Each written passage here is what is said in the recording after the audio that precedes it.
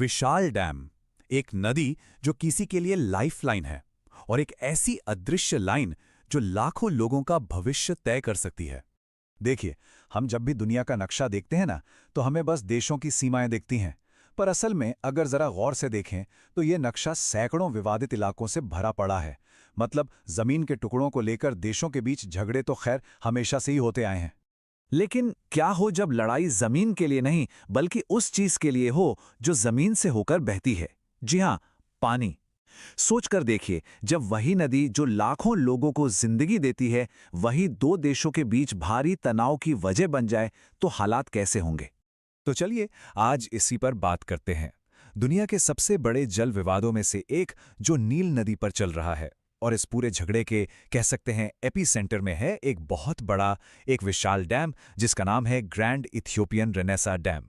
तो सवाल ये है कि ये ग्रैंड इथियोपियन रेनेसां डैम या शॉर्ट में जीआरडी आखिर है क्या भला? देखिए, सीधे सीधे कहें तो ये अफ्रीका का सबसे बड़ा हाइड्रो इलेक्ट्रिक डैम है।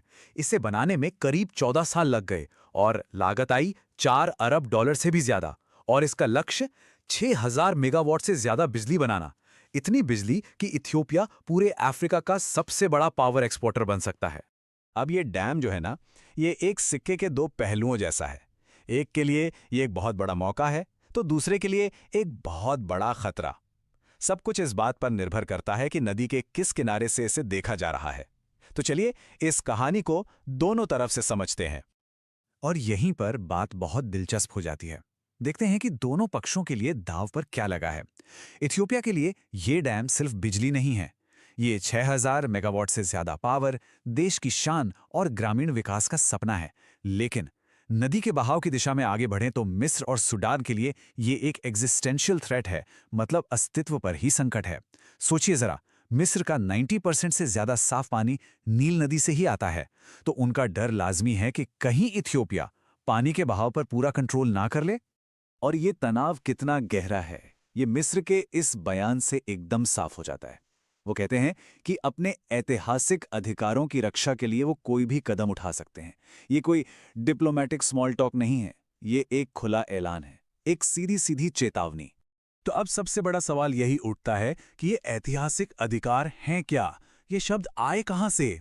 यही वो सवाल है जो इस पूरे विवाद की जड़ है, और इसका जवाब हमें इतिहास में मिलेगा। देखिए, ये लड़ाई कोई नई नहीं है, इसकी जड़ें बहुत गहरी हैं। दशकों पुरानी संधियों में, उस कॉलोनियल दौर में खींची गई लकीरों में, जब अफ्रीका का नक्शा बाहरी ताकतें अपने फायदे के लिए बना रही थी। कहानी शुरू होती है 1929 में।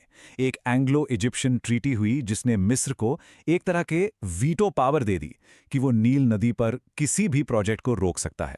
फिर आया साल 1959, एक और संधि हुई, नाइल वाटर्स ट्रीटी।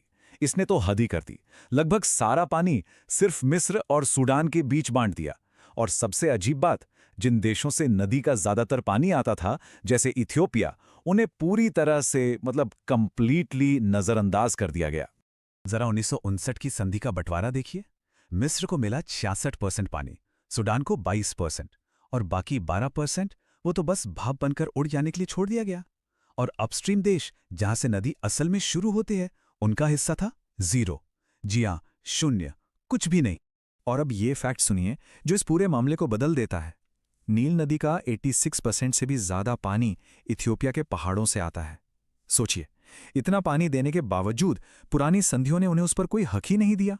तो जाहिर है यही इस पूरे विवाद की सबसे बड़ी वजह है, और इसी वजह से इथियोपिया को आज लगता है कि उसे अपने विकास के लिए इस रिसोर्स का इस्तेमाल करने का पूरा पूरा हक है। तो नील नदी का ये जो विवाद है ना, ये सिर्फ एक रीजनल मुद्दा नहीं है, नहीं, ये असल में एक ग्लोबल चैलेंज का प्रतीक है। एक ऐसा मामला जिससे हमें भविष्य के लिए बड़े जरूरी सबक सीखने को मिल सकते हैं। क्योंकि आज पानी जैसे साझा संसाधनों को लेकर दुनिया की सोच बदल चुकी है। आज जो इंटरनेशनल वाटर लॉ है वो 3 मजबूत पिलर्स पर खड़ा है। पहला, पानी का इस्तेमाल बराबरी और समझदारी से हो। दूसरा, कोई भी देश ऐसा कुछ ना करे जिससे दूसरे देश को बड़ा नुकसान हो। और तीसरा, सबसे जरूरी, सभी देश मिलकर सहयोग करें, कोऑपरेट करें। तो अब ये बात बिल्कुल साफ है, 1959 की वो नील संधि जो इस पूरे झगड़े की जड़ है, वो आज के इन मॉडर्न सिद्धांतों के एकदम खिलाफ है। वो ना तो बराबर थी, ना ही उचित। और उसने सहयोग की जगह दशकों तक सिर्फ संघर्ष को ही हवा दी है। और देखिए, ये सिर्फ इतिहास की बात नहीं है। आज के समय में बढ़ती आबादी, क्लाइमेट चेंज की वजह से पानी की बढ़ती किल्लत और विकास की होड़, ये सब मिलकर ऐसे विवादों को और भी ज्यादा खतरनाक बना रहे हैं। नील नदी पर जो हो रहा है वो तो बस एक ट्रेलर है कि भविष्य में पानी जैसे संसाधनों को लेकर दुनिया में कैसे कैसे संघर्ष हो सकते हैं। तो आखिर में ये एक बड़ा सवाल हमारे सामने खड़ा होता है। जैसे जैसे हमारी दुनिया गर्म हो रही है और पानी जैसे रिसोर्स कम होते जा रहे हैं, क्या इन साझा संसाधनों पर सहयोग करने की हमारी काबिलियत ही इंसानियत का सबसे बड़ा इम्तिहान होगी? नील नदी का